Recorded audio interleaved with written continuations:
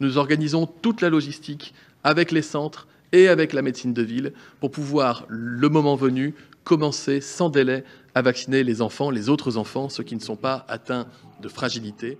Vous l'avez entendu, le gouvernement envisage d'élargir la vaccination aux 5-11 ans. Aujourd'hui, cette vaccination est possible uniquement pour les enfants souffrant de comorbidité ou vivant dans l'entourage proche d'une personne fragile. Mais on le sait, les enfants sont très peu touchés par les formes graves du Covid. Alors on s'est demandé pourquoi le gouvernement a décidé de leur ouvrir la vaccination.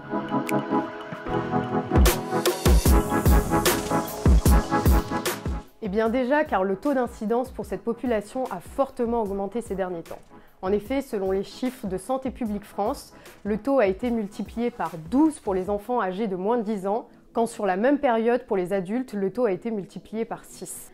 Autre indicateur de cette augmentation du taux d'incidence, la fermeture des classes. En effet, entre le 18 novembre et le 25 novembre, nous sommes passés de 4000 classes fermées à 8890 classes. Et évidemment, on le sait, l'école reste l'un des lieux où l'application des gestes barrières est encore compliquée.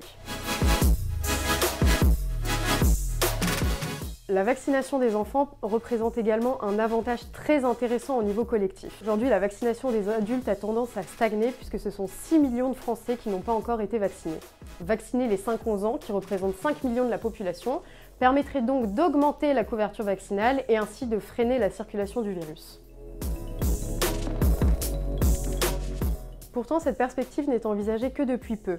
Car jusqu'alors, aucun vaccin n'était autorisé pour les enfants. Mais depuis le 25 novembre, le vaccin Comirnaty, développé par les laboratoires Pfizer et BioNTech, a officiellement reçu le feu vert de l'Agence européenne du médicament. Ce vaccin, déjà utilisé pour les adultes et pour les enfants de plus de 12 ans, sera plus dilué pour les jeunes enfants. Nous passerons donc d'une dose de 30 microgrammes pour les adultes à une dose de 10 microgrammes pour les enfants. La vaccination qui se fera sur la base du volontariat s'établira dans les mêmes conditions et dans les mêmes lieux que pour le reste de la population, avec à partir du 20 décembre une vaccination possible dans les centres de vaccination et à partir du 27 décembre chez les médecins généralistes et dans les pharmacies.